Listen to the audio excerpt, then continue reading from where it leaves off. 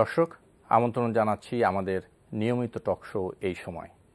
আমাদের আজকের অতিথি আওয়ামী লীগের তথ্য ও গবেষণা বিষয়ক সম্পাদক অ্যাডভোকেট আফজাল হোসেন এবং বিএনপির কেন্দ্রীয় নেতা ও সাবেক সংসদ সদস্য জহিরুদ্দিন স্বপন। আপনাদের দুইজনকেই স্বাগত জানাচ্ছি এনটিভিতে। আমি প্রথমেই অ্যাডভোকেট আফজাল হোসেনের কাছে যাব এবং জানতে চাব, সমসাময়িক বিষয় নিয়ে যেহেতু আমাদের এই আলোচনা, এই অনুষ্ঠান আজকের দিনে এবং সবচেয়ে আলোচনায় আছে ঢাকা এই সিলেট সিটি কর্পোরেশনের মেয়র এবং রাজশাহীর 2 মেয়র বরখাস্তর বিষয়টি, এবং আজকে সিলেট সিটি কর্পোরেশনের মেয়র হাইকোর্টে এই স্টে অর্ডার, এই বরখাস্তের বিষয়ে রিট করেছেন এবং হাইকোর্ট থেকে স্টে অর্ডার পেয়েছেন। তো এই যে জনপ্রতিনিধি 2 বছর জেল খেটে তারপরে দায়িত্ব চেয়ারে এসে বসার কয়েক ঘন্টার মধ্যেই এই স্থানীয় সরকার মন্ত্রণালয় থেকে বরখাস্তর চিঠি, কিভাবে দেখছেন, আপনি কি বলবেন? একজন জনপ্রতিনিধির এভাবে দায়িত্ব পালন করতে না পারা, এটা অবশ্য আমি ব্যক্তিগতভাবে মনে করি এটা দুঃখজনক। তবে বিষয়টি যেহেতু এলজিআরডি মন্ত্রণালয়ের বিষয় এবং এলজিআরডি মন্ত্রণালয়ের পক্ষ থেকে ইতিমধ্যে তাদের মন্ত্রী এই বিষয়ে কথা বলেছেন। আমি পত্রিকা দেখেছি, তিনি বলেছেন যে তাকে সাসপেন্ড করা হয়েছে এবং একজন মামলা যে অভিযুক্ত, মামলা চলাকালীন সময় দায়িত্ব পালন করতে পারেন না। এবং পাশাপাশি আমাদের পার্টির সাধারণ সম্পাদক তিনিও কিন্তু বলেছেন যে এই বিষয়টি একটা সেন্সিটিভ বিষয়, এটা আমাদের মাননীয় প্রধানমন্ত্রী তিনি জানেন না, অবগত ছিলেন না। তো যাই হোক, আবার কিন্তু বিচার বিভাগ যে সমস্ত ব্যাপারে স্বাধীনতা ভোগ করছে সেটাও কিন্তু প্রমাণিত হয়েছে যে তিনি আজকেই কিন্তু আবার এই আদেশটির স্থগিতাদেশ পেয়েছেন। তো আমি মনে করি যে এখন তো ওনার দায়িত্ব পালন করতে কোনো অসুবিধা নেই। হ্যাঁ, কিন্তু হাইকোর্ট পর্যন্ত কিন্তু যেতে হলো একজন নির্বাচিত। হ্যাঁ, সেটি আপনি কিন্তু আজকের দিনের সমসাময়িক ঘটনা বলেন, কিন্তু আজকের দিনে বাংলাদেশে কিন্তু আরো অনেক ঘটনা আছে, বিশেষ করে আইপিইউ যে আলোচনা করব না, এটা একটা বিশাল ব্যাপার কিন্তু বাংলাদেশের জন্য। এতগুলো রাষ্ট্রের প্রতিনিধি এসেছে, এত বড় ইভেন্ট কিন্তু বাংলাদেশে মানে সমসাময়িক কালে কিন্তু হয়নি। সুতরাং আজকের দিনের যখন ঘটনা প্রবাহ, তখন পিন পয়েন্ট আপনি করলেন একটা, কিন্তু এটাও কিন্তু একটা বিশাল ইভেন্ট। আইপিইউ নিয়ে যেটা হয়েছে, এটা যেহেতু আগে 3 দিন চলছে, আজকে আমরা প্রথম গত 2 দিন কিন্তু এটা চলছে, তারপরে চলমান। গত 2 দিনে আমরা আলোচনা করেছি, এটাও চলমান, আমরা এটা নিয়ে আলোচনা করব। শুরু করলাম যেহেতু জনপ্রতিনিধি রাজনীতি, এটা নিয়ে। আচ্ছা, আমি যদি আরেকটু আপনার কাছে জানতে চাই, এটা আলোচনা আমাদের আসতে পারে যে এই শুধুমাত্র চার্জশিট ভুক্ত হওয়ার, আপনি যেহেতু অ্যাডভোকেট, আপনি নিশ্চয়ই বলতে পারবেন, শুধুমাত্র চার্জশিট ভুক্ত হওয়ার সাথে সাথে বরখাস্তর বিষয়টা কি যৌক্তিক মনে হয় নাকি? এটা এলজিআরডি মন্ত্রণালয়ের নিজস্ব স্থানীয় সরকারের কিছু আইন কানুন বিধিবিধান আছে, তো সেইখানে সেই বিধিবিধানের আলোকেই কিন্তু তারা ব্যবস্থাটা নিয়ে থাকে। তবে তার কিন্তু খোলা আছে, তার আদালতে যাওয়ার ব্যবস্থা আছে। সেই ক্ষেত্রে আদালত থেকে যদি ওই স্থানীয় সরকারের যে বিধিবিধানের আলোকে তার বিরুদ্ধে একটা ব্যবস্থা নেয়, সেই ব্যবস্থাটি যদি স্থগিত করে অথবা তার ভিন্ন একটি মতামত দেয় অথবা রায় দেয়, হ্যাঁ, সেক্ষেত্রে কিন্তু তিনি আবার তার দায়িত্ব পালন করেন। আমরা কিন্তু দেখি বিভিন্ন সময় এগুলো। হ্যাঁ, তো সেক্ষেত্রে আমি মনে করি যে স্থানীয় সরকারই তো শেষ কথা নয়, এরপরে আদালত আছে, হাইকোর্ট আছে, এখানে প্লেট ডিভিশন আছে। হ্যাঁ, সবকিছু বিবেচনায় কিন্তু বিচারের জায়গাটা অথবা জায়গাটা, হ্যাঁ, এটা কিন্তু উন্মুক্তই আছে এবং নিশ্চয়ই আছে, তাহলে তো আর সমাজ টিকবে না। আচ্ছা, আমি জহিরুদ্দিন স্বপন আপনার কাছে যাব এবং একই বিষয়ে জানতে চাইব যে সিটি কর্পোরেশন, বিশেষ করে সিলেট সিটি কর্পোরেশনের যিনি মেয়র, তিনি 2 বছর জেলে ছিলেন। এরপরে গতকালকে দায়িত্ব গ্রহণ করার কয়েক ঘন্টার মধ্যে, হয়তো 1 থেকে 1.5 ঘন্টার মধ্যে কিন্তু উনি ফ্যাক্স পান এবং দায়িত্ব তাকে সাময়িক বরখাস্ত করা হয়।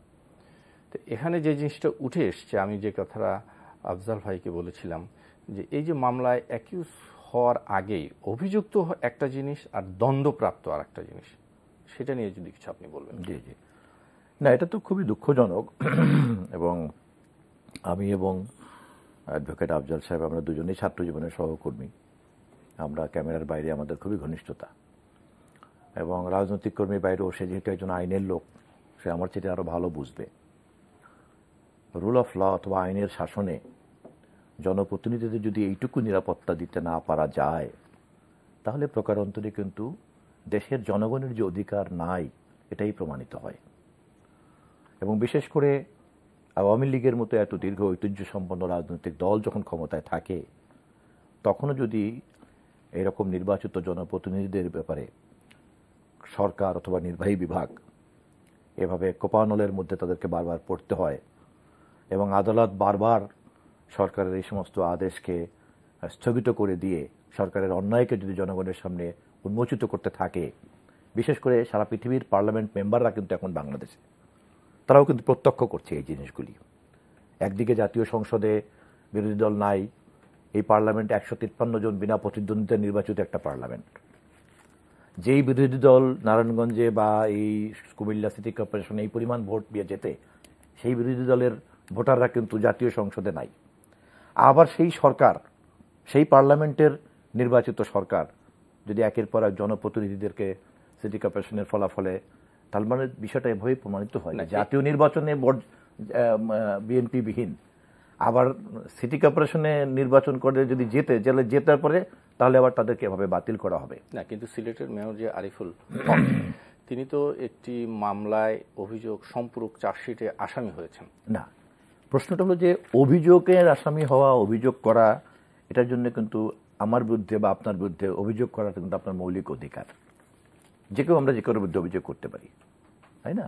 কিন্তু অভিযোগ বিবেচনায় নিয়ে আদালত কর্তৃক একটা লোক দোষী সাব্যস্ত হওয়ার পরে তারপরে একটা লোককে দোষী হিসাবে সমাজ, রাষ্ট্র, আইন ইত্যাদির কারণে বিবেচনায় আসতে পারে না। সেই বিতর্ক মানে আসতে পারে, সেটা নিয়ে আমরা তর্ক করতে পারি বা আলোচনাও করতে পারি।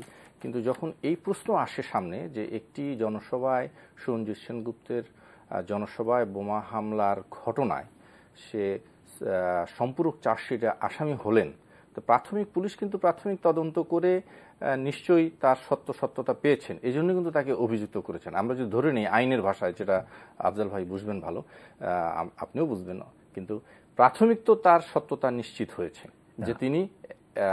এটা কিন্তু আপনার আমার কোনো পারসেপশনের বিষয় না, বিষয়টা তো আইনের ভাষা। তো কখন কি পারসেপশন কি তৈরি হচ্ছে, কখন পুলিশের কাছে কি প্রমাণিত হয়েছে, আদালত কর্তৃক একটা লোক সাজাপ্রাপ্ত না হওয়া পর্যন্ত, তাও আবার সর্বোচ্চ আদালত কর্তৃক না হওয়া পর্যন্ত কোনোভাবেই একটা রাষ্ট্র তাকে দোষী ওই ব্যক্তির মৌলিক অধিকার থেকে বঞ্চিত করতে পারে না।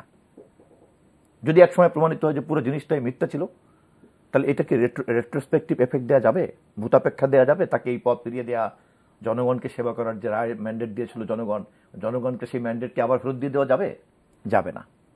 সেই কারণেই এটা আসলে একটা, আমি বলছি ঘটনার চেয়ে তো এটা দেখতে হবে একটা কনসেপ্ট হিসাবে, যে এরকম সমস্যা এখনো আছে, অতীতেও ছিল, ভবিষ্যতেও হতে পারে।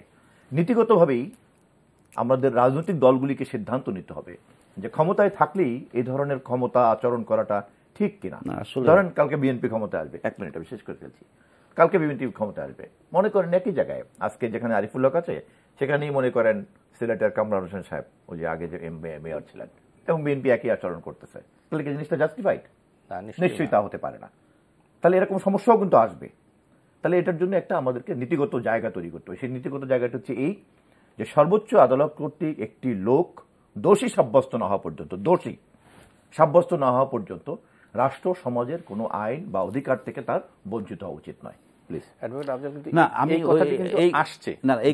কিন্তু এই স্থানীয় সরকারের এই বেশ কয়েকটি সাসপেনশনের ঘটনায় ইতিপূর্বে আরো কয়েকজন মেয়র বিভিন্নভাবে মানে বরখাস্ত হয়েছে। স্বপন ভাই, ওই আইপিওর বিভিন্ন দেশের প্রতিনিধিরা উপস্থিত থাকা অবস্থায় যে এরকম ঘটনা ঘটছে, কিন্তু আইপিওর একজন নেতা যে আমাদের সাবের হোসেন চৌধুরী, সে বিএনপি ক্ষমতার সময় কিন্তু আপনি নিশ্চয়ই জানেন যে কাপ্রিস চুরির একটা মামলা, ফেরি থেকে কাপ্রিস চুরি করেছেন, তার জন্য ওনাকে কিন্তু জেলে যেতে হয়েছিল। অথবা ওই সিনেমা হলে বোমা হয়েছে ময়মনসিংহের, তার জন্য অভিযুক্ত করা হয়েছে। অথবা আমাদের তোফায়েল আহমেদ সাহেবের মতো একজন বর্ণাঢ্য রাজনৈতিক অভিজ্ঞতার অধিকারী মানুষকেও কিন্তু এরকম ঠুনকো কেচে তাকে জেলা অভ্যন্তরে দিতে হয়েছে। হ্যাঁ, সবাই ঠিকই বলেছেন যে বিষয়টা থেকে আমাদেরকে নতুনভাবে ভাবনার একটা সুযোগ তৈরি হওয়া উচিত, যে আসলে এইরকম দেখে শুনে অথবা আইনের যেন ব্যত্যয় না ঘটে সেই রকম ব্যবস্থা যাতে হয় তার জন্য নিশ্চয়ই সরকার পক্ষ অথবা যারা দায়িত্বশীল জায়গায় আছেন সেই জায়গা থেকে দেখা উচিত বিষয়টা। এই বিষয়টি কিন্তু মানে অ্যাডভোকেট আফজাল, আপনার এখানে আমি একটু দৃষ্টি আকর্ষণ করি যে এই কথাটা আসছে গত কয়েকদিন যাবতই যে সর্বোচ্চ আদালত কর্তৃক বিচার না দোষী সাব্যস্ত না হয়ে এরকম বরখাস্তের বিষয়টা অ্যাভয়েড করা যায় কিনা, স্থানীয় সরকারের এই আইন পরিবর্তনের সুযোগ আছে কিনা? না, নিশ্চয়ই আমরা যেহেতু এই বিষয়টি আলোচনা করছি, স্থানীয় সরকার বিভাগের থেকে বিষয়টি ভাবনার তাদের সুযোগ আছে। নিশ্চয়ই যাতে কোনো জনপ্রতিনিধি এরকম আইনের সুযোগ সর্বোচ্চ সুযোগটি পেতে পারে তার ব্যবস্থা থাকা উচিত বলে আমি মনে করি। এবং জহিরুদ্দিন স্বপন যে কথাটি বলেছেন এর দ্বারা কিন্তু আলটিমেটলি ওই এলাকার জনগণ বঞ্চিত হলো, যে কারণে একজন জনপ্রতিনিধি নির্বাচিত হলেন তার সেবা পাওয়া, তার মানে জনগণ যেটা পেত সে থেকে কিন্তু টোটাল জনগোষ্ঠী কিন্তু বঞ্চিত হলো। সেখানে আমি অবশ্যই জনপ্রতিনিধির স্বার্থ তো রক্ষার জন্য আইন তো তার আছেই, কিন্তু আইনের ঊর্ধ্বে কিন্তু কেউ না, তাই না? আমি মনে করি যে জনপ্রতিনিধি হোক অথবা যে কোনো ব্যক্তি হোক অথবা সর্বোচ্চ রাজনৈতিক ব্যক্তি কোনো দলের হোক, আইনের ঊর্ধ্বে কেউ না। আইন নিশ্চয়ই সবাইকে মানতে হবে এবং বাংলাদেশের নিকট অতীতে যে সকল ঘটনা প্রবাহগুলো ঘটছে নিশ্চয়ই কারো না কারো তো দায়িত্ব নিতে হবে। কারণ এই দেশেই তো 231 জন মানুষ রক্তাক্ত হয়েছে, মারা গিয়েছে সেই পেট্রোল বোমা হামলায়, অথবা সম্পদহানি হয়েছে কোটি কোটি টাকার, অথবা শত শত মানুষের মুখমণ্ডল পুড়ে গিয়েছে। এই তো অতীতের ঘটনা নির্বাচন ঠেকানোর নামে। সুতরাং এই ঘটনাগুলো ঘটেছে, কারো না কারো তো দায়িত্ব নিতে হবে। সুতরাং সেই জায়গায় নিশ্চয়ই আইন তো তার নিজস্ব কোর্সে চলছে। তো এখানে আমি মনে করি যা হয়েছে আইনের মাধ্যমে হয়েছে। আবার আইনই কিন্তু যেটি আগেই বলেছিলাম যে তাকে আবার জামিন দিয়েছে। সুতরাং আইনের ব্যত্যয় কিছু হয়েছে বলে আমি মনে করি না। হ্যাঁ, কিন্তু সেই ক্ষেত্রে যদি আরও বেশি মানবিক, আরও বেশি রিজনেবল কিছু করতে হয় সেটা নিশ্চয়ই আইন পরিবর্তনের সুযোগ তো অবশ্যই আছে। সেটা আমি যেরকম বলছি, শোভন ভাই বলছে, নিশ্চয়ই এই বিষয়টি ভাবনার তো সুযোগ অবশ্যই আছে। জি, জহিরুদ্দিন স্বপন, আপনার কাছে আমি আবার এই প্রসঙ্গে বলছি যে আদালতের এই যে বারবার জামিন দেয়া এবং সরকারের নির্দেশকে বারবার স্থগিত করে দেওয়া, এটা কিন্তু প্রমাণ করে যে নির্বাহী বিভাগের এই সিদ্ধান্ত বিচার বিভাগ কিন্তু নাকচ করে দিচ্ছে। এবং নির্বাহী বিভাগের লজ্জা পাওয়া উচিত, সরকারের লজ্জা পাওয়া উচিত যে সে বারবার আদালতের কাছে কিন্তু চপটাঘাত পাচ্ছে। তাহলে তার মানে হচ্ছে যে একটা সরকার এমন সিদ্ধান্ত গ্রহণ করছে যে সংবিধানের রক্ষক হিসাবে যে বিচার ব্যবস্থা, সেই বিচার ব্যবস্থা কিন্তু তাকে বারবার নাকচ করে দিচ্ছে।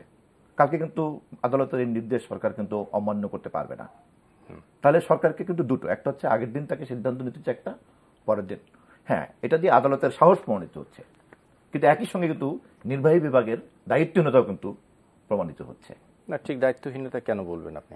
এই কারণে যে সে এমনভাবে রাষ্ট্রটা পরিচালনা করছে, সেই রাষ্ট্র পরিচালনার ক্ষেত্রে বিচার বিভাগ অনুমোদন দিচ্ছে না, তার সিদ্ধান্তগুলিকে অনুমোদন দিচ্ছে না। কিন্তু আইনে যদি এটা থেকে থাকে যে একটি মামলায় আসামি হলে সে তার পক্ষ থেকে বা ওই ব্যক্তি আবার দায়িত্ব পালন করবে, এবং সেখানে তো আইন মেনেই তাকে বরখাস্ত করা হয়েছে। সাধারণ মানুষ হিসাবে আইনের ব্যাখ্যাকারী বা আইনের উৎসের বিষয়ে কর্তৃত্ব আমি কাকে দিব? সরকারকে দিব না আইন বিভাগকে দিব, বিচার বিভাগকে দিব? আমি ন্যাচারালি বিচার বিভাগকে দিব। পৃথিবীর বহু সরকার এরকম আইনের কথা বলে কাজ করতে পারে, কিন্তু সেটা প্রকৃত অর্থে আইনসম্মত হচ্ছে কিনা এবং সেই আইন জনগণের স্বার্থ থেকে উৎসাহিত হচ্ছে কিনা, সেটা কিন্তু আরেকটা গুরুত্বপূর্ণ প্রশ্ন। যেমন একটা ধরেন কর্তৃত্ববাদী একটি দেশে সে তার কর্তৃত্ব প্রতিষ্ঠা করার জন্য একটা আইন তৈরি করতে পারে এবং সেই আইন লঙ্ঘন করাটা কিন্তু একটা আইন বিরোধিতা। কিন্তু যদি স্বাধীন বিচার বিভাগ থাকে সে কিন্তু দেখবে ওই আইন জনগণের স্বার্থে উৎসাহিত হচ্ছে কিনা। খেয়াল করবেন, গত আজকালকের মধ্যে পত্রিকাতে ছিল ভেনিজুয়েলাতে ল মেকারদের আপনার তৈরি করার ক্ষমতাটা কি আদালত বাতিল করে দিয়েছিল। পরে আবার আদালত সেখান থেকে পিছিয়ে আসছে। স্বাধীন বিচার বিভাগ না থাকলে এটা করতে হয়। তার মানে হচ্ছে শেষ পর্যন্ত কিন্তু বিষয়টি হচ্ছে বিচার বিভাগের, বিশেষ করে আধুনিক রাষ্ট্র ব্যবস্থাতে আইন বিভাগ, বিচার বিভাগ এবং আপনার নির্বাহী বিভাগ, এই তিনটা বিভাগের উপরেই কিন্তু দাঁড়িয়ে আছে আমাদের ব্যবস্থা, রাষ্ট্র। এবং এর মধ্যে বিচার বিভাগই হচ্ছে কিন্তু কোনো বিষয় আইনসম্মত হচ্ছে কিনা, সংবিধান সম্মত হচ্ছে কিনা তা বলার কর্তৃত্ব কিন্তু হচ্ছে বিচার বিভাগের। তাহলে আমি তো চূড়ান্ত তথ্যে বিচার বিভাগের কথাই দেখব। এবং যখনই বিচার বিভাগ সরকারকে শাসন করছে, নির্বাহী বিভাগকে শাসন করছে, নির্বাহী বিভাগের নির্দেশকে বাতিল করছে, স্থগিত করে দিচ্ছে, তখনই কিন্তু প্রমাণিত হচ্ছে যে এই মুহূর্তের এই নির্বাহী বিভাগ দেশের প্রচলিত অর্থে সংবিধান এবং আইনকে জনগণের স্বার্থ দ্বারা সে দেখছে না। অ্যাডভোকেট আফজাল, না, আমি আমি আমি এই প্রসঙ্গে একটু কথা বলি। সেটা হলো অতীতের যে কোনো সময়ের চেয়ে কিন্তু এই যে বর্তমান নির্বাহী বিভাগ বলেন, বিচার বিভাগ বলেন, নির্বাহী বিভাগ তো অনেক বেশি মানবিক। এবং আমাদের প্রধানমন্ত্রী বঙ্গবন্ধু কন্যা শেখ হাসিনা তিনি কিন্তু নিজেকে সবসময় বলেন যে আমি রাষ্ট্রের সেবক, আমি শাসক নই, এবং সেই সেবার মনোবৃত্তি নিয়েই কিন্তু তিনি কাজ করে যাচ্ছেন। কারণ এটাই তো সেই দেশ, সেই বাংলাদেশ, যে বাংলাদেশে বিচারে বাণী নীরবে নিভৃতি কেঁদেছে। আমরাই তো সবচেয়ে বড় ভিকটিম। আমাদের মহান নেতা জাতির জনক বঙ্গবন্ধু শেখ মুজিবুর রহমান হত্যাকাণ্ডের পরে এই দেশে নির্বাহী বিভাগও ছিল, বিচার বিভাগও ছিল, অনেক কিছু ছিল, কিন্তু ইন্ডেমনিটি দিয়ে সেই বিচার বন্ধ করে দেওয়ার অনমানবিক কাজ সারা পৃথিবীর বিচার ব্যবস্থাকে বৃদ্ধাঙ্গুলি দিয়ে বাংলাদেশে কিন্তু বিচার ব্যবস্থা, নির্বাহী বিভাগ সবকিছু চলেছে। সুতরাং আমরা ভালোটা প্রত্যাশা করি, ভালোর পর্ষা অথবা ভালোর যা কিছু সবই কিন্তু এই বর্তমান সরকারের কাছে অথবা শেখ হাসিনা সরকারের কাছেই মানুষ চায়।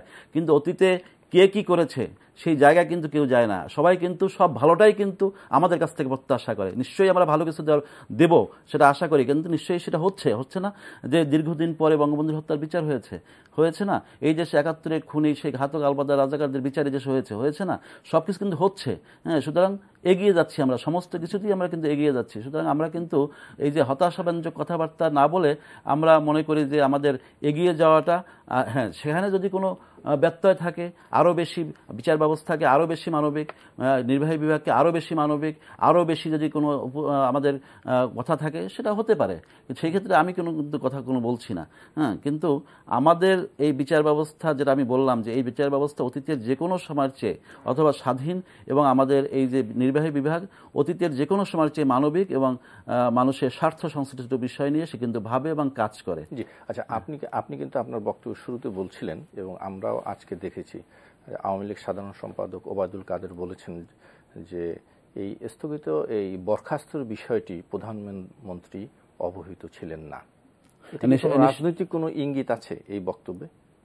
না, আমি মনে করি যে আমাদের দলের সাধারণ সম্পাদক জনাব ওবায়দুল কাদের সাহেব তিনি এই দায়িত্ব নেওয়ার পরে দলকে সংগঠিত করার জন্য কিন্তু তিনি কাজ করে যাচ্ছেন, এবং বিভিন্ন ইস্যুতে তিনি কথা বলছেন, এবং সেই কথাগুলো নিশ্চয়ই সাধারণ মানুষ অথবা জনগণের স্বার্থ সংশ্লিষ্ট বিষয় নিয়ে কিন্তু তিনি কথা বলেন, এবং সব ব্যাপারেই কিন্তু তিনি দায়িত্ব যেটি পালন করতে পারেন সেটিও বলেন, আবার যেটি পারছেন না তার জন্য কিন্তু নিজে দায়িত্ব গ্রহণ করেন। সুতরাং দায়িত্বের জায়গায় কোনো খাত তার কাছে নেই। তবে তিনি যেটা বলেছেন যে মাননীয় প্রধানমন্ত্রী, নিশ্চয়ই মাননীয় প্রধানমন্ত্রীর সাথে এই বিষয় নিয়ে তার কথা হয়েছে, নিশ্চয়ই সেই বিষয় নিয়েই উনি কথা বলেছেন, দায়িত্ব নিয়েই তিনি কথা বলেছেন। সেক্ষেত্রে তো আমার কোনো নতুন করে কোনো বক্তব্য দেওয়ার অবকাশ আছে বলে আমি মনে করি না। আমি বলতে চাচ্ছি এর দ্বারা কোনো রাজনৈতিক ইঙ্গিত উনি দিলেন কিনা, যে বরখাস্তের বিষয়টি প্রধানমন্ত্রী জানেন না, অথবা এটা হয়তো ওনার ইয়াতেই অজ্ঞাতাই এটা হয়েছে, এটা কোনো রাজনৈতিক কোনো ইঙ্গিত আছে কিনা? না, আমি যেটা মনে করি যে বাংলাদেশে এই যে ঘটনাটি ঘটেছে এবং তারপরে আবার জামিন না, ওনার রায়টি স্থগিত, স্টে অর্ডার হয়েছে। তবে বাংলাদেশে কিন্তু ঢাকায় এখন যে আইপিও কনফারেন্সটা হয়েছে সেখানে ১৩২টা দেশের ৫৩ জন স্পিকার কিন্তু এসেছে, এবং ৬৫০ জন পার্লামেন্টের সদস্য কিন্তু এসেছে, এবং এটা সহ প্রায় ২,০০০ ডেলিগেট কিন্তু এখানে এসেছে। এবং সেই সময় পত্রিকায় এইরকম একটি খবর, এটা কিন্তু আমরাও প্রত্যাশা করিনি। হ্যাঁ, যে আমাদের এই সময় কিন্তু আরও যে রাষ্ট্রকে প্রতিনিধিত্ব করে অথবা এমন নিউজ হওয়া উচিত যেটা বাংলাদেশের ভাবমূর্তি উজ্জ্বল করে, সেই রকম খবরই আমরা প্রত্যাশা করি। অথবা আইপিও সম্মেলনে অনেক যে বিষয়গুলো আসছে, যেমন আমরা আলোচনায় আসবো, আইপিও নিয়ে আলোচনা আসবো, একটু জহিরুদ্দিন স্বপনের মন্তব্যটা শুনি যে আওয়ামী লীগ সাধারণ সম্পাদকের এই মন্তব্যে কোনো রাজনৈতিক কোনো ইঙ্গিত আছে কিনা? আমি নিজের মন্তব্যটা শুনি নাই বা আমি দেখি নাই। যদি আমি আপনার কথার উপরে ভর করে আমি ধরে নিচ্ছি যে আওয়ামী লীগের সাধারণ সম্পাদকের বক্তব্য সঠিক, মাননীয় প্রধানমন্ত্রী বিষয়টি অবগত নন, এবং আমি বিশ্বাস করতে চাই যদি সত্য হয়ে থাকে তাহলে মাননীয় প্রধানমন্ত্রী যদি অবগত হতেন উনি নিশ্চয়ই এ ধরনের গণবিরোধী সিদ্ধান্তের অনুমোদন দিতেন না। আমি এই বিশ্বাসটা রাখতে চাই। তাহলে কি দাঁড়ায় যে উনি জানতেন না। দুটো জিনিস এখানে থাকে, যারা করেছেন তাহলে কি তারা মাননীয় প্রধানমন্ত্রীর এই মনোভাব সম্পর্কে তারা জানেন না? তার মন্ত্রী পরিষদের কলিগরা জানেন না? স্থানীয় সরকার মন্ত্রী জানেন না? যারা সরকার পরিচালনা করেন তারা জানেন না? অথবা তারা কি তাহলে কোনো সমস্যা তৈরি করছেন মাননীয় প্রধানমন্ত্রীর জন্য? নানান রকম প্রশ্ন কিন্তু তৈরি হবে এখানে। মাননীয় প্রধানমন্ত্রী ব্যক্তিগতভাবে এই জিনিস জানলে করতেন না, আমিও বিশ্বাস করতে চাই, কিন্তু যখনই এই বিষয়টি প্রতিষ্ঠিত হবে প্রকাশ্যে, তখনই কিন্তু আমি মনে করি সামগ্রিকভাবে সরকারের ম্যানেজমেন্ট কোয়ালিটি সম্পর্কে কিন্তু একটা কোশ্চেন দেখা দেবে এবং নানান রকম কথা বলার সুযোগ তৈরি হবে। আমি সেই অর্থে মনে করি এ ধরনের কথা যদি সত্য হয়ে থাকে, তাও একটা পরিপক্ক সরকার সাধারণত এ ধরনের বিষয়কে সামনে আনে না। সেই অর্থে আমি মনে করি না যেটা আওয়ামী লীগের সাধারণ সম্পাদক যদি বলে থাকেন, আমি জানি না এটা তার জন্য, তার সরকারের জন্য কতটুকু ভালো হলো।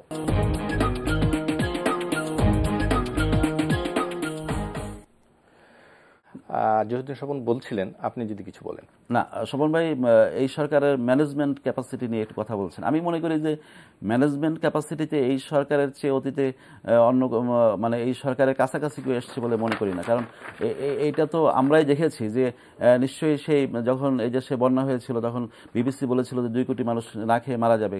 তখন কিন্তু এই সরকার ম্যানেজমেন্ট ক্যাপাসিটিতে কিন্তু সেই ম্যানেজমেন্ট ক্যাপাসিটির কারণেই কিন্তু একটি মানুষ না খেয়ে মরে নাই। অথবা আপনি দেখেন এই নিকট অতীতের ঘটনা যে এই যখন হেফাজতের তাণ্ডব হয়েছিল, যখন বাইতুল মোকাররম মসজিদে মানে শত শত কোরআন শরীফ পুড়িয়ে দেওয়া হয়েছিল, মতিঝিল পাড়া দাউ দাউ করে জ্বলছিল, পরে আমরা সারা রাত ভাবছিলাম যে পরের দিন সকালটা কীরকম হবে, কিন্তু সরকারের ম্যানেজমেন্ট ক্যাপাসিটিতে কিন্তু পরের দিন সকালবেলা একটা সুন্দর সকাল আমরা উপহার পেয়েছি। অথবা সমস্ত এই যে বাংলাদেশে জঙ্গিবাদ বলেন, মৌলবাদ বলেন, যে একটি মানে রক্তাক্ত অবস্থা বাংলাদেশে তৈরি হয়েছিল, অথবা নির্বাচন ঠেকানোর নামে যে একটি রক্তাক্ত অবস্থা তৈরি হয়েছিল, সেই সমস্ত জায়গা থেকে কিন্তু আমরা বেরিয়ে এসে একটা শান্তির বাংলাদেশ কিন্তু এখন আমরা উপহার পাচ্ছি। সুতরাং দেশ এগিয়ে যাচ্ছে। ওই যে বললেন যে ম্যানেজমেন্টের ব্যাপারটা সরকার সম্পর্কে কথা বলেছেন, আমি মনে করি ম্যানেজমেন্ট ক্যাপাসিটিতে বঙ্গবন্ধু কন্যা শেখ হাসিনা চ্যাম্পিয়ন, তার আশেপাশে কেউ নেই। জি, আচ্ছা, আপনি আইপিও সম্মেলন, স্বপন ভাই কিছু বলবেন নাকি? জি না, আমি একটু যে আমি ইনফ্যাক্ট আমি কিন্তু শুধুমাত্র এই সুনির্দিষ্ট এই বিষয়টাতে কথা বলছিলাম যে মাননীয় প্রধানমন্ত্রী জানেন না, এটা যখন সরকারি দলের সাধারণ সম্পাদক বলেন বা ক্যাবিনেটের একজন কলিগ হিসাবে যখন উনি বলেন, তখন এটা জনগণের কাছে কিন্তু এটা প্রমাণিত হয় যে সরকারের ব্যবস্থাপনার মধ্যে কোনো সমন্বয় নাই, সরকারের প্রধান নির্বাহী কর্মকর্তাই জানেন না, এবং তার অজান্তে এমন এমন ঘটনা ঘটে যেখানে সরকারকে আদালত কর্তৃক চপেটাঘাত পেতে হয়, সেটা প্রমাণিত হয়েছে। আমি এটা বলছিলাম। জি, অ্যাডভোকেট আফজাল, আপনি আইপিও সম্মেলনের কথা বলছিলেন, আমরাও জানি এই সম্মেলন হচ্ছে, কিন্তু এই সম্মেলন নিয়ে, এর যৌক্তিকতা নিয়ে প্রশ্ন তুলে আজকে বিএনপির মহাসচিব মির্জা ফখরুল বলেছেন যে দেশে মৌলিক গণতন্ত্র এবং অনুপস্থিত, যেখানে পার্লামেন্টে প্রধান রাজনৈতিক দলের প্রতিনিধিত্ব নাই, সেই মানে সেরকম একটি সময়ে এই সম্মেলনের যৌক্তিকতা কতখানি? না, আমি এই ক্ষেত্রে বলি যে এই বাস্তবতা থাকা অবস্থায় কিন্তু আইপিওর প্রধান পদটি কিন্তু আমরা পেয়েছি, তাই না? আবার সাবের হোসেন চৌধুরী, শিরিন শারমিন চৌধুরী, তারা কিন্তু এই পর্যায়ে তারা নেতৃত্ব দিয়ে যাচ্ছেন। এবং বাংলাদেশে আমি আগেই বলেছি যে এত বড় ইভেন্ট বাংলাদেশে অতীতে হয়নি। এবং সার্কের যে একটি প্রোগ্রাম এখানে হয়েছিল, তারপরে এই সরকারের আমলেই বিশ্বকাপের একটি অংশ এখানে হয়েছে, এটা একটা বিশাল ইভেন্ট ছিল। তারপরে এইরকম একটি বড় ইভেন্ট বাংলাদেশ হয়েছে। এবং আপনারা নিশ্চয়ই জানেন যে বিএনপি 2002 সালে মানে 114 রাষ্ট্রের যে জোট নিরপেক্ষ সম্মেলন পূর্ব নির্ধারিত যেটা ছিল, সেটা কিন্তু করতে পারে নাই। হ্যাঁ, ওই যে বললাম ম্যানেজমেন্ট ক্যাপাসিটি, সেটা থাকতে হয়, এবং এটাও কিন্তু ম্যানেজমেন্ট ক্যাপাসিটির একটা অংশ যে এই সরকার পারছে, তাই না? এটা আয়োজনটা সুন্দর হয়েছে, কিন্তু যে যৌক্তিকতা নিয়ে প্রশ্ন তুলেছেন, সেই যৌক্তিকতা তো ইতিমধ্যে সেটা কি বলবেন আপনি? আন্তর্জাতিকভাবে এটা তো সত্য কথা যে গত নির্বাচনে বিনা প্রতিদ্বন্দ্বিতা, আবার যে ওই প্রসঙ্গে আসলেন যে নির্বাচন তো 2014 সালে হয়েছে, এবং সেই নির্বাচন ঠেকাইতে গিয়ে বিএনপি এই দেশে যা করেছে তা তো আপনারা সকলেই জানেন। কিন্তু নির্বাচন ঠেকানো যায়নি, নির্বাচন হয়েছে। আর এই দেশের রাজনীতি দুইটা বৃহৎ জোটের মাধ্যমে হয়েছে, একটি জোট নির্বাচনে অংশগ্রহণ করে নাই, তাই বলে কিন্তু সাংবিধানিকভাবে সেই নির্বাচনটি বাতিল হয়ে যায় না। নির্বাচন হয়েছে এবং সেই নির্বাচনী সরকার ইতিমধ্যে 3 বছরের বেশি সময় পার করেছে, এবং আগামী দিনে একটি নির্বাচন হবে এবং সেই নির্বাচনের জন্য দেশ সমস্ত দল অপেক্ষা করছে। সুতরাং এই বিষয়টি নিয়ে, ডিএড ইস্যু নিয়ে যদি আমরা এতদিন পরে আবার আলোচনা করি, আমার মনে হয় সময়ের ক্ষেপণই হবে। সেক্ষেত্রে মানে দেশের বৃহত্তম জনগোষ্ঠীর প্রতিনিধিত্ব নাই এই পার্লামেন্টে। এই যে মানে প্রশ্ন, এই যে কথা, এর যৌক্তিকতা তো নিশ্চয়ই আছে নাকি? না, দেশের বৃহত্তম জনগোষ্ঠীর না, একটা নির্বাচন হয়েছে এবং সেই নির্বাচনের মাধ্যমে একটি দল নির্বাচন করবে না, ঠিক আছে? তাহলে কি নির্বাচন বাংলাদেশে মানে সামনের অতীত মানে দীর্ঘ সময়ের জন্য নির্বাচন বন্ধ হয়ে থাকবে? নিশ্চয়ই না, নির্বাচন তো হবে এবং সাংবিধানিক শূন্যতা নিশ্চয়ই তৈরি হবে না। এবং বাংলাদেশে যারা এই নির্বাচনটা বন্ধ করতে চেয়েছিল তারা চেয়েছিল একটা সাংবিধানিক শূন্যতা তৈরি করতে। সাংবিধানিক শূন্যতা তৈরি করে তারা ঘোলাপানিতে মাছ শিকার করে এখানে অন্য কিছু করতে চেয়েছিল, সেটা বাংলাদেশের জনগণ সেই সুযোগটি দেয়নি। এবং সেই কারণে তারা কিন্তু এই পার্লামেন্টের বিরুদ্ধে তারা কিন্তু সেরকম আন্দোলন জোরদার করে এই যে পার্লামেন্টকে এখানে থেকে সরিয়ে যাওয়া অথবা অন্য কিছু করা, গণবিক্ষোভ তৈরি করা, সেটা কিন্তু পারে না। সুতরাং এই পার্লামেন্টের প্রতি জনগণের আস্থা আছে এবং দেশ বিদেশি বিভিন্ন যারা শক্তি তাদেরও কিন্তু এই পার্লামেন্টের প্রতি তাদের এই যে মানে আইনগতভাবে এটা যে সঠিক পথে চলছে এটা কিন্তু তাদের আছে। এবং সেই কারণেই কিন্তু আজকে এখানে কিন্তু আইপিও সম্মেলনটি হচ্ছে। এবং আমি মনে করি যে এই আইপিও সম্মেলনের মাধ্যমে প্রমাণিত হয় যে বাংলাদেশের যে পার্লামেন্ট অথবা বাংলাদেশের যে সরকার, এই সরকারের প্রতি সকল রাষ্ট্রের একটা আস্থা আছে। জি, না, আমি এই ক্ষেত্রে মনে করি দিতে চাই যে 1988 সনে এরশাদ সাহেব ক্ষমতায় থেকে আওয়ামী লীগ এবং বিএনপি বিহীন একটা নির্বাচন করেছিল এবং 90-তে তার সরকারের পতন পর্যন্ত সেই সরকার বহাল ছিল এবং সেই সরকার এবং সেই পার্লামেন্ট আন্তর্জাতিক বিভিন্ন সংস্থার কাছে কিন্তু আপনার রুটিন ওয়ার্কের জন্য গ্রহণযোগ্য ছিল। কিন্তু অবশেষে কিন্তু সেই পার্লামেন্টের আন্দোলন সংগ্রামের মধ্য দিয়ে আমরা বাতিল করেছি। তার প্রধান যুক্তিটা কি? Because it was not prepared by people's mandate. তাহলে শেষ পর্যন্ত কিন্তু আপনার আইনি ব্যাখ্যাটাই যথেষ্ট না। নির্বাচন গণতন্ত্রে কিন্তু শেষ ব্যাখ্যাটা হচ্ছে যে সেটা কি জনগণ কর্তৃক ম্যান্ডেট প্রাপ্ত কি ম্যান্ডেট প্রাপ্ত না, এটাই হচ্ছে তার বড় সার্টিফিকেট। আইন কানুন মেকানিজম এগুলি দিয়ে এই সমস্ত দিয়ে এক ধরনের স্মার্টনেস ম্যানেজমেন্ট কোয়ালিটি দেখানো যায়। কিন্তু যেই স্মার্টনেস এবং যেই ম্যানেজমেন্ট কোয়ালিটি, যেই লিডারশিপ কোয়ালিটি এবং যেই ধরনের রাজনৈতিক সফলতা জনগণ কর্তৃক ম্যান্ডেট প্রাপ্ত না হয়, কিন্তু সেই সিদ্ধান্ত চূড়ান্ত অর্থে কিন্তু জনগণের সিদ্ধান্ত বা গণতন্ত্রের সিদ্ধান্ত হয় না। আপনি দেখেন 1988-তে সেই পার্লামেন্ট তৈরি করলো, 1996-তে আমরা পরিস্থিতির কারণে আমাদেরকে একটা পার্লামেন্ট করতে হয়েছিল এবং আওয়ামী লীগের দাবি আমরা ত্রয়োদশ সংশোধনের মাধ্যমে সংবিধানে ইনকর্পোরেট করে যেহেতু জনগণের জন্যই সবকিছু ভুল করি সঠিক করি আমরা কিন্তু আবার পার্লামেন্ট ইলেকশনের ব্যবস্থা করে দিয়েছি। বাট আওয়ামী লীগ এই প্রথম আমাদের ইতিহাসে 3টা আপনার বিরোধী দলবিহীন নির্বাচন হলো। একটা 88-তে এরশাদ, 96-তে আমরা করেছি, আওয়ামী লীগ এখন সেটা বহাল করে রেখেছে এবং সেই নির্বাচনে সে এই পর্যন্ত সরকার ধরে রেখেছে। 153 জন বিনা প্রতিদ্বন্দ্বিতা জিতে গেল। বিদেশি যে কোনো পার্লামেন্ট যারা পার্লামেন্টারি কনসেপ্ট আইপিইউ, এটা সকলের কিন্তু মনোযোগ থাকবে যে এই পার্লামেন্ট পিপলস ম্যান্ডেট প্রাপ্ত কিনা, constitutionally legitimate but not mandated by people. কিন্তু মানে বিএনপি তো ইলেকশনে আসেনি, এরকম একটি গত নির্বাচনে তো বিএনপি কেন আসে নাই, বিএনপি না আসলে পরে সাংবিধানিক কারণে পার্লামেন্ট নির্বাচন করতে আমি বাধ্য কিনা, এটা হলো আরেকটা প্রশ্ন। এই প্রশ্নে আমরা কিভাবে মীমাংসা করব সেটি হচ্ছে আমাদের দেশের সকল রাজনৈতিক দলগুলি রাজনৈতিক যোগ্যতার বিষয়। আমরা যদি না পেরে থাকি, কিন্তু আমাদের এই অযোগ্যতার কারণে রাজনৈতিক দলগুলির এই সমঝোতার অভাবের কারণে নিশ্চয়ই একটা ভোটারবিহীন ভোট হতে পারে না, নিশ্চয়ই জনগণবিহীন গণতন্ত্র চর্চা হতে পারে না। আমি গণতন্ত্রের জন্য একটা ডেফিনেশন তৈরি করব যেখানে জনগণ নাই, আমি ভোটের একটা ডেফিনেশন তৈরি করব যেখানে ভোটার নাই, তা তো হতে পারে না। এটা আমাদের সকলের ব্যর্থতা যে আমরা আমাদের সমস্যার সমাধান করতে না পেরে আমরা ভোটারবিহীন ভোট তৈরি করছি এবং জনগণবিহীন গণতন্ত্র তৈরি করছি। বরঞ্চ আমাদেরকে আরো বেশি বেশি করে পরস্পরের আলাপ আলোচনার মধ্য দিয়ে এই যোগ্যতা অর্জন করতে হবে। যদি গণতন্ত্রের জন্য আওয়ামী লীগ লড়াই করে, গণতন্ত্রের জন্য যদি বিএনপি লড়াই করে, অন্য অন্য দল করে, তাহলে তাদেরকে সেই সমঝোতার যোগ্যতা থাকতেই হবে যেই সমঝোতার মধ্য দিয়ে ভোটারের ভোট এবং জনগণের গণতন্ত্র তারা প্রতিষ্ঠা করতে পারে।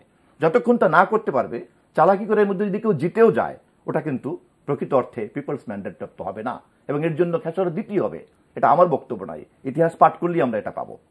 সেই অর্থে এই ইন্টারন্যাশনাল পার্লামেন্টারি ইউনিয়ন এমন একটা পার্লামেন্ট করছে যেই পার্লামেন্ট পিপলসের ম্যান্ডেট প্রাপ্ত নয়। এটা তার স্মার্টনেস, সেই ধরনের একটা কনফারেন্সের জন্য ভেন্যু নিয়ে আসতে পেরেছে, কিন্তু এই স্মার্টনেস দিয়ে জনগণের ম্যান্ডেট কিন্তু কভার করা যায় না। জি, অ্যাডভোকেট আফজাল, জনগণের ম্যান্ডেট না, আমি কিছু কথা বলি। সেটা হলো যে নির্বাচন যেটি হয়েছে, শোভন ভাই বললেন যে সেই নির্বাচনে কেউ ভোট দেয় না, 42% ভোট সেই নির্বাচনে হয়েছে এবং বেশ কিছু রাজনৈতিক দল সেই নির্বাচনে অংশগ্রহণ করেছে। এবং আমি আগেই বলেছিলাম যে বিএনপির মতো একটি বড় জোট যেখানে নির্বাচনে অংশগ্রহণ করেনি, সেক্ষেত্রে তো একটি ভোটের মাত্রা তো কমে যাবেই। এবং বিএনপি যেটা চেয়েছিল সেটা হলো যে এই নির্বাচনে তারা অংশগ্রহণ না করে এখানে একটি, যেটা আগে বলেছি, যে একটা সাংবিধানিক শূন্যতা তৈরি করতে চেয়েছিল, কিন্তু বাস্তবতা হলো যে সেটা তারা পারেনি। কিন্তু নির্বাচনের কিন্তু আমরা একথাও শুনেছিলাম যে এটা সংবিধান রক্ষার নির্বাচন এবং পরবর্তীতে আরেকটি নির্বাচন দেওয়া হবে না, এরকম কথা কাগজে আলাপ আলোচনার মধ্যে আমিও শুনেছি, কিন্তু এটার কতটুকু সত্যতা অথবা কি আছে এটা তো জানা যায়নি। তবে আমি মনে করি যে এগুলো মুখরোচক আলোচনা, এগুলো টেবিল টকের আলোচনা, তো আমি মনে করি যে এর মধ্যে কোনো সত্যতা ছিল বলে আমি মনে করি না। তবে যেটা হলো যে আওয়ামী লীগ এই নির্বাচনটি করেছে এবং নির্বাচনে অংশগ্রহণ করার মাধ্যমে আজকে এই দল এগিয়ে যাচ্ছে এবং বাংলাদেশের যে অর্থনৈতিক অবস্থা, এটা অতীতের যে কোনো সময়ের চেয়ে বাংলাদেশ তার অর্থনৈতিকভাবে দেশটাকে এগিয়ে নিয়ে যাচ্ছে এবং রাইট ট্র্যাকে বাংলাদেশ আছে এবং বিশ্বের কাছে বাংলাদেশ উন্নত যে সমৃদ্ধশালী দেশের যে দৌড়ে এই বাংলাদেশে আছে এবং 2021 সালের মধ্যে বাংলাদেশ একটা মধ্যমায়ের দেশে পরিণত হবে। ইতিমধ্যে কিন্তু নিম্ন মধ্যমায়ের দেশে পরিণত হয়েছে এবং এই বাংলাদেশ আমরা স্বপ্ন দেখি যে 2041 সালের মধ্যে উন্নত সমৃদ্ধ আধুনিক বাংলাদেশের। সুতরাং সেই স্বপ্নযাত্রায় কিন্তু এদেশের মানুষ আছে এবং সেই বাংলাদেশে শুধু গণতন্ত্র, যে গণতন্ত্রের নামাবলী আমরা শুনি, কাদের মুখে আমরা গণতন্ত্র শুনি? যে আওয়ামী লীগ যে দলটির পক্ষে অথবা যে দলের কর্মী হিসেবে আজকে আমি কথা বলছি, এই দল তো সেই দল, এই দলই তো মানুষের সাধারণ মানুষের ভিতর থেকে দলটি গড়ে উঠেছে এবং ভোটের অধিকার প্রতিষ্ঠার জন্য এই দলের অযুত মানুষ কিন্তু জীবন দিয়েছে, তাই না? সেটা ঠিক আছে, কিন্তু এখন কিন্তু আবার যারা আজকে এটা একটা আইরনি যেটা হলো যে যারা ভোট ব্যবস্থায় একসময় বিশ্বাসই করতেন না, যারা বাংলাদেশে হানা ভোটের চালু করেছিলেন, যারা মাগুরা মার্কা ভোট করেছেন অথবা অন্য সময় হানা ভোট করে 100% ভোট ভোটের বাক্সে দিয়ে দিয়েছেন, তারা আজকে গণতন্ত্রের জন্য ইয়া করছে। তো সেই ক্ষেত্রে আমি বলতে চাই যে আওয়ামী লীগ মানুষের মৌলিক অধিকার অথবা ভোটের অধিকার বাস্তবায়নের জন্য কাজ করে যাচ্ছে এবং এটা আওয়ামী লীগ গত নির্বাচনে যা করেছে এটা বিএনপি আমাদের সেই জায়গায় ঠেলে দিয়েছে। বিএনপি মনে করেছিল যে এই জায়গায় ঠেলে দিয়ে তারা নতুন করে অন্য কিছু ফায়দা হাসিল করবে। আপনি মৌলিক গণতন্ত্রের কথা বলছেন, কিন্তু এখন কিন্তু আমরা দেখছি যে সরকারি দল জনসভা করছে, মিটিং মিছিল করছে, কিন্তু বিএনপিকে কোনো জনসভা মিটিং মিছিল করতে না, এটা না করতে দেওয়ার কোনো কারণই নেই, কারণ কিন্তু দিচ্ছে না তো। না, বিএনপি দিচ্ছে না তা না, এটা নিছক কিন্তু ল অ্যান্ড অর্ডার সিচুয়েশনের বিষয়। এখানে রাজনৈতিক দলের কর্মী হিসেবে অথবা আওয়ামী লীগ হিসেবে আমার কোনো বক্তব্য নেই। এখানে বক্তব্য হলো যে বিএনপির মিটিং করতে দেয়া, এটা হয়তো ল অ্যান্ড অর্ডার সিচুয়েশনের সাথে জড়িত, তারা কিন্তু মনে করতে পারে যে এখানে তাদের কাছে কোনো মেসেজ আছে, তারা সেটা মনে করতে পারে। আপনি নিশ্চয়ই জানেন যে আপনি নিশ্চয়ই মিডিয়ায় আমার লোক এবং আপনি বিএনপি অফিসের সামনে আমি একটি সমাবেশ হতে দেখেছিলাম, এরকম আরো অনেক ঘুরি ঘুরি আমি উদাহরণ দিতে পারবো। সমাবেশটা শেষ হয়েছে, সাথে সাথে এটিএন এর একটি মাইক্রো আমি পড়তে দেখলাম পাশেই, তো নিশ্চয়ই সেই গাড়িটা কিন্তু এখানে কোনো হামলা করতে যায়নি, সেটা একটা মিডিয়ার গাড়ি ছিল। বিএনপি মিটিংটা শেষ করার সাথে সাথেই সেখান থেকে কিন্তু একটা মিডিয়ার গাড়ি পোড়াই দেওয়া হলো। এইরকম অনেক উদাহরণ আছে, আওয়ামী লীগ সমাবেশেও এরকম অনেক ঘটনা ঘটেছে, কিন্তু সেটা একটা বিষয়, নিশ্চয়ই সেটা ভালো কাজ না। কিন্তু একথা সত্য যে দীর্ঘদিন যাবৎ আমরা ঢাকায় বিএনপিকে কোনো সমাবেশ করতে দেখছি না। কিন্তু বিএনপির মনোযোগটা তো অন্য জায়গায়। আমি কাঞ্চন ভাই আপনাকে বলতে চাই যে যে দলের নেতা, এই যে আজকে আমাদের খোকা সাহেব অথবা অন্য যারা ছিলেন, আমি নিজে মিডিয়ায় বক্তব্য শুনেছি যে ক্রিজ সুরকি এটা নিয়ে প্রস্তুত থাকো, হামলা করো, এইরকম বক্তব্য কিন্তু আপনি নিশ্চয়ই শুনেছেন না? যে কোথায় বলেছেন? না, বিএনপি অফিসের সামনের এক সমাবেশে উনি এই কথা বলেছিলেন যে খোকা সাহেব বলেছেন।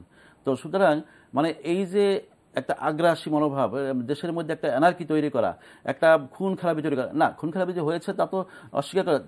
যে বিএনপি নেত্রী 92 দিন ঘরে অন্তরীণ থেকে সেই সময় বাংলাদেশে কি ঘটনাগুলো ঘটেছিল, তার জন্য কি আজ পর্যন্ত বিএনপি নেতৃত্ব থেকে কোনো এটা দায় দায়িত্ব নিয়ে কথা বলা হয়েছে? নিশ্চয়ই। অথবা একটা মানুষ মারা গিয়েছে, তার নিন্দা প্রস্তাব করা হয়েছে? করা হয়নি, কোনো কিছু করা হয়নি। প্রকান্তরে তারা কিন্তু তার দায় দায়িত্ব কিন্তু হত্যা, খুন, সন্ত্রাস, নির্বাচন ঠেকানোর নামে যা হয়েছে সকল দায় দায়িত্ব কিন্তু তারা গ্রহণ করেছে। সেই অবস্থা, সেই অভিযোগ মাথায় নিয়েই বিএনপির পক্ষে এখন কিন্তু মাজা সোজা করে রাজনীতি করা উচিত না। আজকে বিএনপির কর্মীরা তারা মনে করে যে বিএনপির সাথে একটা মিছিলে গেলে সেখানে এমন একটি ঘটনা ঘটবে, এমন একটি হত্যাকাণ্ড হতে পারে, এমন একটি খুন খারাপি হতে পারে যার দায় দায়িত্ব আমাকে নিতে হবে। এই কারণে বিএনপির কর্মীরা কি তাদের সমাবেশে যেতে পারে না অথবা যায় না। আচ্ছা, এই আলোচনা মানে চলা যাবে। আচ্ছা, জ্যোতিষণ ভাই যদি কিছু বলেন। আমি একটু দুঃখিত যে আলোচনাটা একটু অন্যদিকে চলে গেল।